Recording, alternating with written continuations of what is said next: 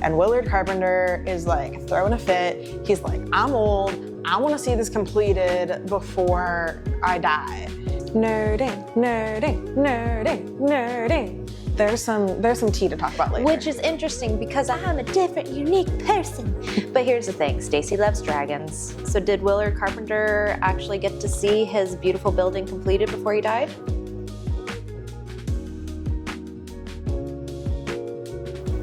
Hi, how are you? I'm good, how are you? I'm good. So, like you don't know me, I'm Hannah Thomason, and I'm the archivist at Willard Public Library. Are you? Uh-huh. Oh, wow. Who are you? Oh, I'm Stacie Dodson, and I'm a librarian assistant on the adult services floor of Willard Public Library. Ooh. And here we are today with Brewing Cups of Curiosity. So, first question, what are you drinking today? I am drinking a Cameron's Keurig pod of Highland Grog because I'm fancy. Ooh, I'm cheap. So I have a seasonal, only buy once a year mocha mint coffee pod from Aldi. Oh, that was you in the Keurig? It was. Oh, I totally smelled that. It was really good. I was like, ooh, mint mocha. Okay, like Aldi, like they're cheap and I love them, and their coffee pods, when they say it tastes like a flavor, it actually tastes like that flavor. I don't always feel like other brands do that, even some of the more spendy ones. The reason why I go with Cameron's is because it's eco-friendly, and I like that. Look at you, good for the environment. I try really hard sometimes. I even sometimes do my own little K-cups, which I have ground coffee in my locker because I'm that hardcore. Noise. So Stacie, what are we doing here today? We are talking about the basics of the library, just as a whole, because you and I kind of sat together and talked about it, and we were nerding out super hard, and we thought, you know, everyone else would probably want to nerd out with us, so how about we go back to basics and just start from ground zero and have everyone go on a journey with us. Nerding, nerding, nerding, nerding. I love it. Me too. So, since you work on the first floor, anytime I like bring up mail or anything and you're talking to our new patrons, I always hear you tell everybody that we are the oldest continually operating public library building in its original building in the state of Indiana. Correct. Big breath for dramatic. How long that is. Pause. Such a dramatic name. It is, but no, that's a fact. And another question we always get to is like, was this a house? No, it was never a house or a home. It was always a library, and that was its intent. It did open its doors in 1885. So we're the oldest continually operating public library, blah, blah, blah, long name, don't got time for that anymore. But did you know that we are not the first library in Evansville? Really? I wouldn't have thought that.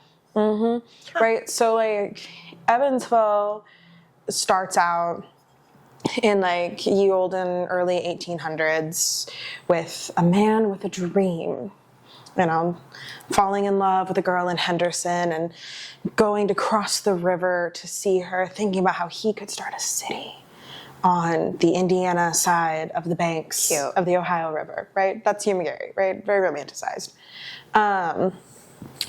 So Evansville gets started, and there were actually not one, but two attempts at starting a public library before Willard Library ever opened its doors. Really? Does it explain why they failed?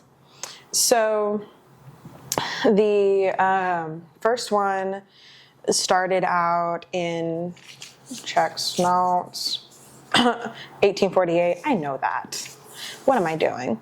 So so you start out with the Vanderburgh County Library, opening in 1848. And Evansville has always been the seat of Vanderburgh County, so like the center. And so the first library was like actually in like the auditor's office for not the old courthouse that you know now. That old courthouse was built in 1891. We're talking like old courthouse. And I think it should be important to point out that you are an Evansville native, correct? Okay. So I am not. I am from the Pacific Northwest. So this is through being here, I have learned a lot about it. So you're kind of talking about, you might have to dumb some things down for me a little bit if I go give you the deer in the headlights of like, what are you talking about? But I'm picking up what you're throwing down right now. Just Okay. FYI, if you see the blank stare, you're like, do you know what I'm talking about? No. Okay. So let's break this down Sure. even more. So like we have the courthouse that everyone knows today. Okay. That one, that the courthouse that everyone goes to today was actually built with redevelopment of downtown in the 60s. Which has the tunnel to the jail, correct? No. No, I'm talking like the functioning courthouse now. Oh, okay. I'm sorry. Yeah, All right, that was I'm built on board. that was built in the 1960s. Okay, I'm picking up what you're throwing down now, for real. So then what we refer to as the old courthouse is actually like the fourth courthouse for Evansville. Really? So the other two were located on Main Street. I think it was the corner of 3rd and Main. You had like one corner, like the second courthouse, because of course the first courthouse was like Hugh McGarry's house. Sure.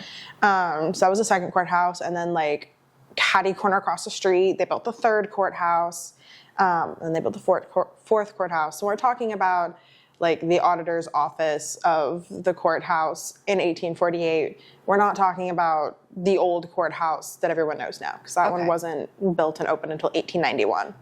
Okay. Okay. Okay, yeah, I'm picking it. Yeah, I got it. Okay. I'm getting my dates in there. Got it.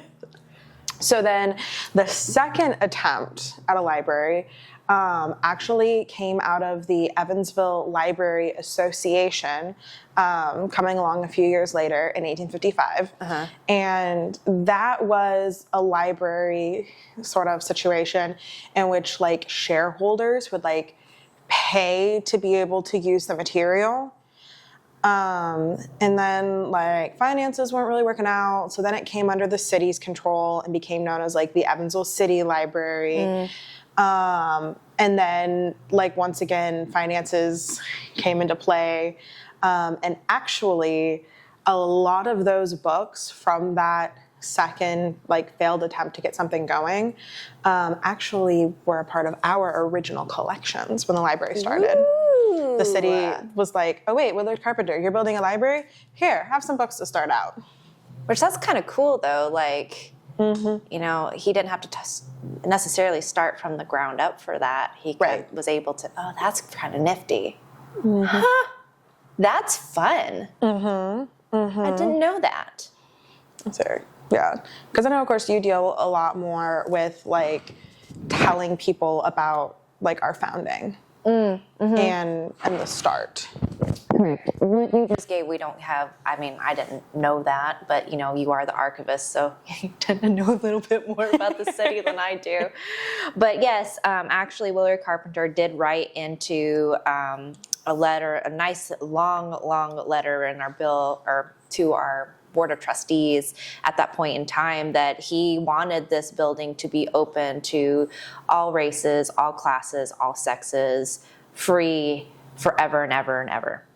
Amen. Which actually, fun fact, in 1885, in order to get a library card, you had to have someone come in and give you basically a reference of your character before you could actually get a library card to borrow a book. Oh. Right? How cool is that?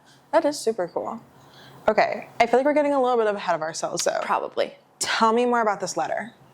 So, as you talked about a little bit prior, I didn't know that there was libraries that started and failed, but like Willard Carpenter came into play, and he was a very eccentric person, and he wanted to leave a lasting legacy here in Evansville, and he actually ended up writing this letter to the Board of Trustees, and this letter is on our website. It's also on display downstairs in archives, I believe, like a copy of it. Yeah.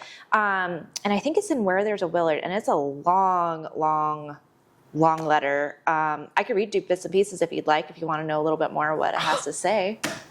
I came prepared. I love it. I know, you saw my sneaky preparedness. I did. Because it is like the longest letter. I mean, like, this is a huge book, and it just This is our Willard Bible. goes on and on. And on and on and on. And that's, his, and And I do hung. believe in archives, isn't it the copy of the letter, like at least 6 pages or something along those lines? Yeah, something like that. And It it's literally- handwritten. He had beautiful handwriting, might I add.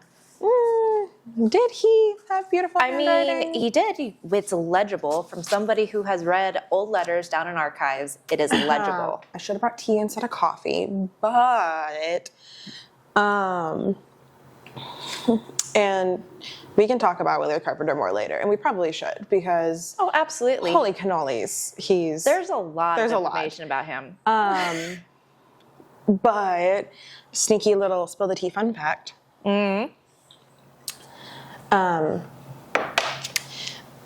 I can't remember if it's in Where There's a Willard or if it was a different historian who said it. But there has been some speculation that Willard Carpenter maybe wasn't the one that handwrote the letter, that it could have been one of his friends that helped start the library. Like Denby or Garvin. Yeah, so there's some tea to talk about later. Which is interesting because that actually does tie in, because Garvin was actually on the board. So when Willard was writing this letter, that's interesting because if Garvin actually wrote it, right? I mean, I imagine, given Willard Carpenter, it was probably his words, his friend just wrote it. I mean, maybe. Anyways, back to the letter. So this letter is dated August 23rd, 1876. And he starts it off by saying gentlemen, because there was no women on the board at that point in time. Yeah. 1800s, okay? So we went through, and he talks about how he wants to open a public library, and it'll be located in a public park on a land owned by him, situated in the city of Evansville, which goes back to the tie that he wanted to leave a lasting legacy. He also, oh gosh, like I said, there are how many different points here? Okay, so first of all, he does this huge chunk. Give me your favorite part. My favorite part? Girl, I don't got time today to go through every bit of it. Let's see. That's really hard because, I mean, I know that there's portions of it, and I don't remember where they're at exactly. I do know that I have 2 favorite parts, okay? Can I narrow it down to 2? We can narrow it down to 2. So one of my favorite parts is the fact that he wanted to open up this for the public, meaning the public as all races, all classes, all sexes, free forever and ever, amen. The other part that I really like is that it actually says that he wanted it to be built so that new additions, harmonious additions, quote unquote, gets to be added, and archives got to be added in 2015. Those are my 2 favorite parts too. High five. And I mean, it's somewhere in here verbatim, and I could probably find it for you. If I had my own copy, I do know I have it highlighted, but those are the 2 things that I really treasure in that. And I'm glad that you do too. That's exciting. They're my favorite. Here you go. Here's your book bag. Well, speaking of books and Willard, I think now is a good time to let people's brain process everything. What is our book of the month, Stacie? Book of the month or book that I'm reading? Whichever. What's the book of the month that you're reading right now? I am reading Iron Flame by Rebecca Yarros, which is the second book to The Fourth Wing, which I would like to add that I didn't want to like it. Because this is going to sound really dumb, but I really don't want to like mainstream stuff because I would be like, no, I'm a different, unique person. But here's the thing. Stacie loves dragons a lot. She loves fantasy. And I had a friend drop the bug in my ear. She's like, I'm surprised you haven't read The Fourth Wing yet. And I was like, eh. So I did. I got sucked in. Oh, it's so good. It is long, but it's so good. So right now I'm on the second installment, and I'm only the first 120 pages in. I think it took 4 hours of my life. Graciously 4 hours of my life. What about you? What are you reading? I'm reading, actually, funny enough, I'm also on the second book of a series thing. I'm on Wildfire by Hannah Grace. What genre is that? Fluffy romance fiction. Oh, okay. Have you heard everyone talking about Icebreaker?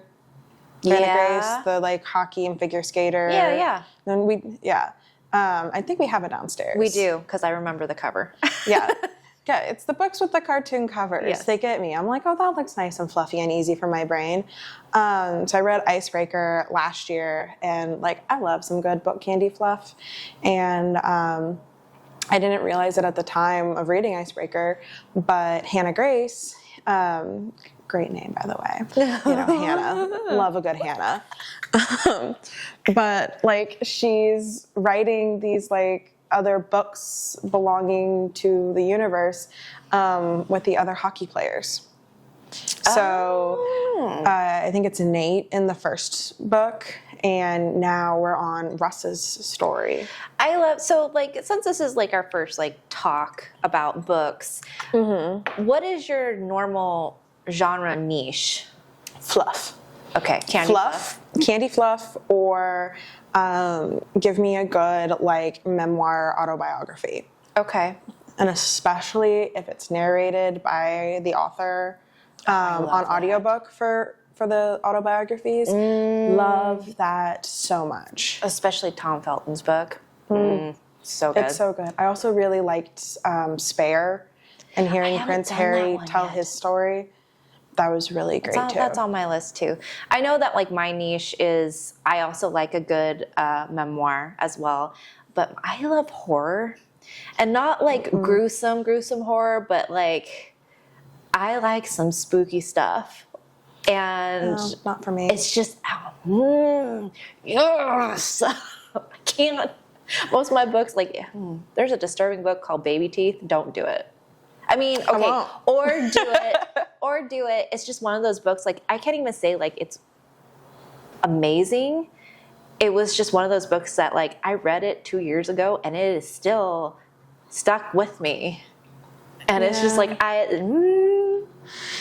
Yeah, no. I like to stick with, like, learning about, like, things and people. And amazingly enough, I am not my dad. Sorry, Dad.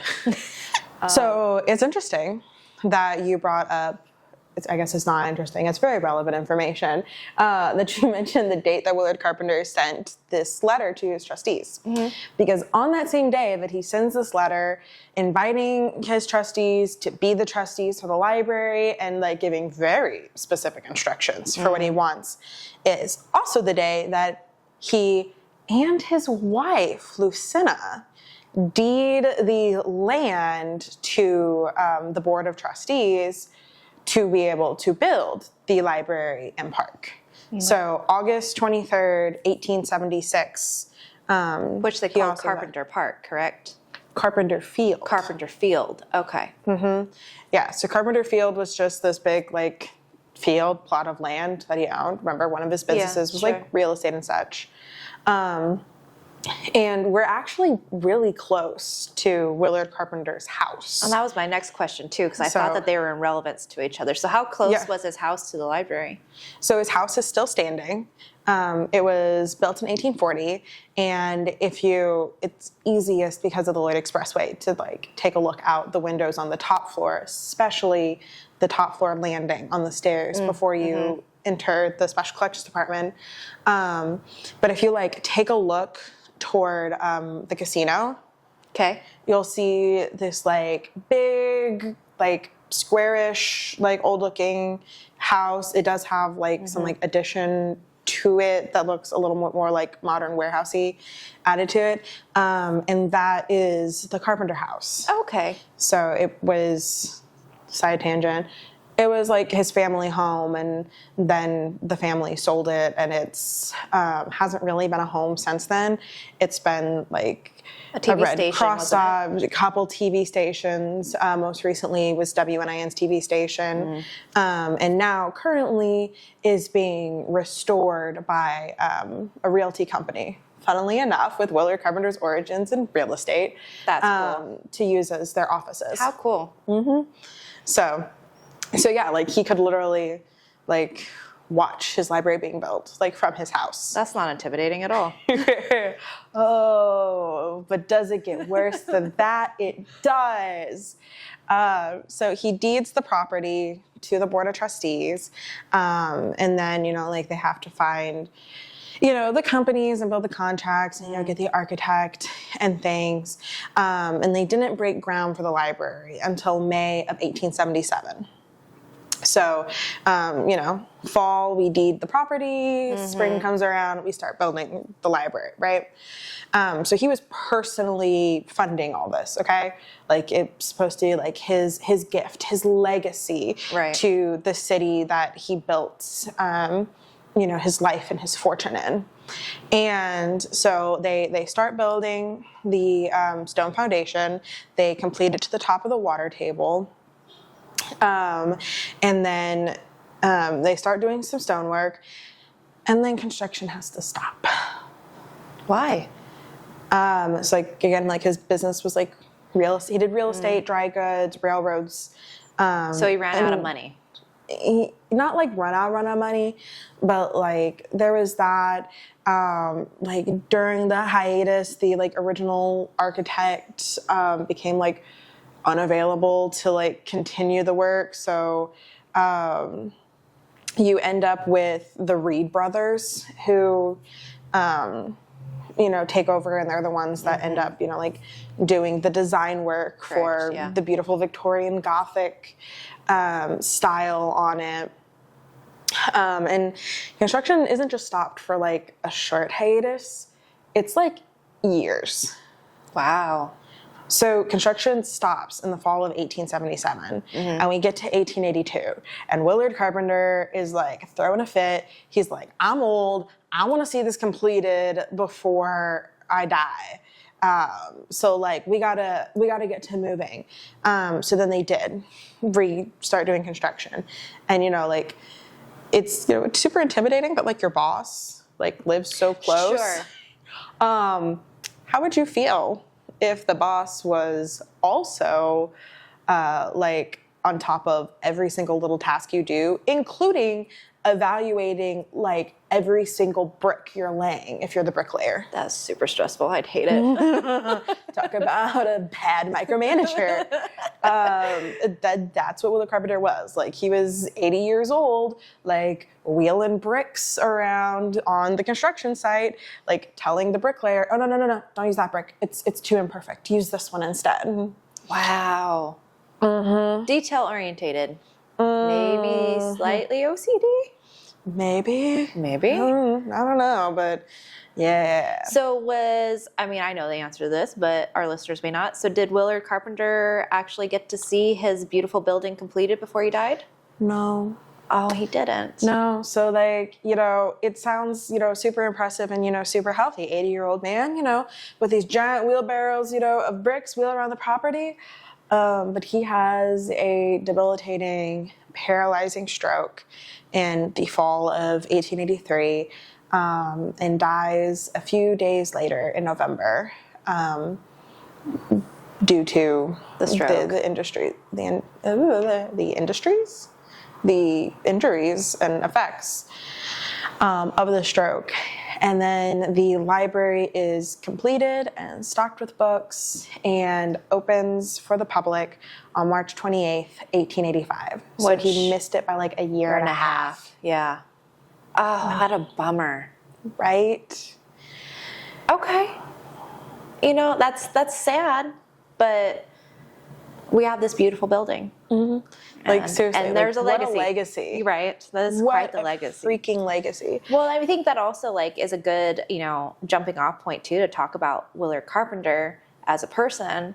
Unfortunately, I don't think we have time today for that, but that's something we could do next week. That's a whole other like can of worms to open up. I love it. Let's do it. So next time we're going to talk about Willard Carpenter and go into more depth about who he was, because, you know, we can talk about the start of the library and sort of not talk about him, but also like we just keep talking about how like eccentric he was. Correct. And we gotta talk more about why we keep saying that, because it's so interesting, everything we know. So if you like what you see today, don't forget to like and subscribe and hit that notification bell so that you can find us easily next time. And if you want to additionally support the Willard Library and rep cool merch like this, then don't forget to visit our Printify shop. You can find the link on like all of our social medias. All our platforms. All our platforms. And next week we'll talk about Willard Carpenter and go from there. How exciting. Woo! Yay! I like it. Let's brew some curiosity. Brewing Curiosity. Cups of Curiosity. So until next time, we'll see you. Bye. Bye.